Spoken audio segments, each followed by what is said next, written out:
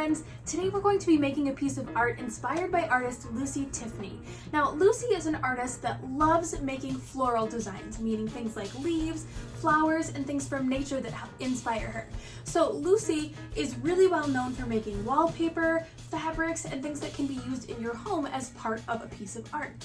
So what you'll need today is some sort of big sheet of paper. Again, you can vary the size, do it on darker paper, colored paper, it's up to you.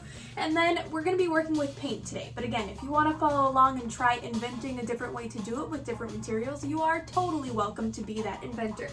I will be using kind of my acrylic paint, just all these little colorful bins that I can use, and then paintbrushes, water cup, and something to mix your paint on. That's really all we need. Now, of course, we are going to start with our mantra so we are super strong and ready for our art lesson today. So, say it with me, here we go. My mantra: I am positive, I am creative, I am mindful, I am amazing, I am an artist. Okay, artist, let's get started.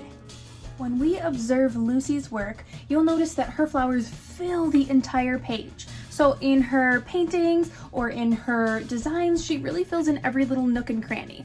So when you start today, I would suggest putting in some big shapes first. So I filled my plate with different colors of paint, but you can always mix colors together too. And I'm always going to start with that long, skinny vine down the middle.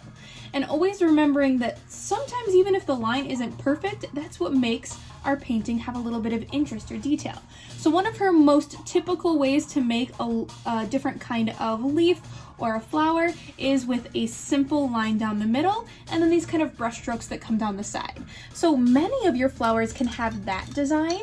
If you'd like to try making some flowers that are really tall and skinny, maybe have some different kinds of length, so maybe they're a little bit longer in certain spots, and kind of changing how it fills the page. But most of the direction of the flowers kind of all go in the same way. So they're growing from bottom of the paper to the top, or however you first start painting it, which kind of draws them or paints them in rows. You can even do some skinny ones and do itty bitty little leaves if you want to have those a little bit different, and then experiment with being a bit more of an inventor. So as an artist, can you create some sort of different kind of flower?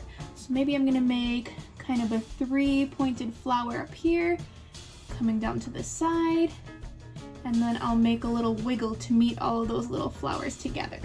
Clean my brush off, do a little dance party in the water cup, and then I'm gonna come down the middle. So I go whoop, whoop. Oops, I need a little bit more paint on there, and pull that down the inside. So I still have a nice long stem, and I still have some details that I can use to kind of fill in my page. So now I'm going to start being a little bit of an inventor, and I need to think about how to completely fill my space. So some of that might be adding some different kinds of plants.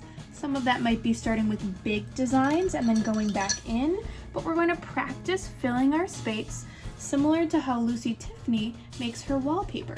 Now, if you want to pause on some of the inspirational images from Lucy before and use that to kind of help you think of some ideas, that might be a good way to get started. Otherwise, just follow your heart and really fill your space with as much as you can. So I'm going to keep going and paint my paper till I have almost no white space left.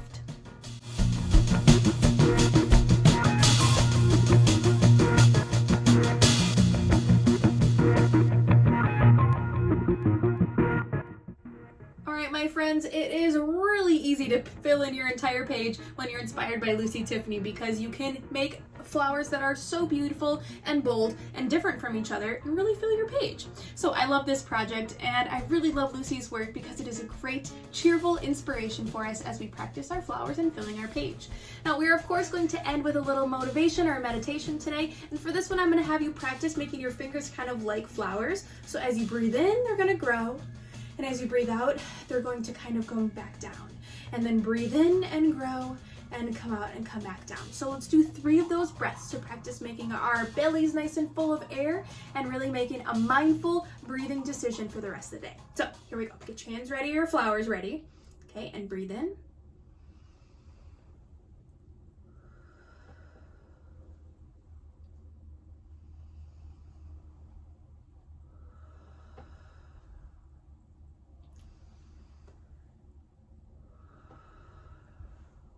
That's it.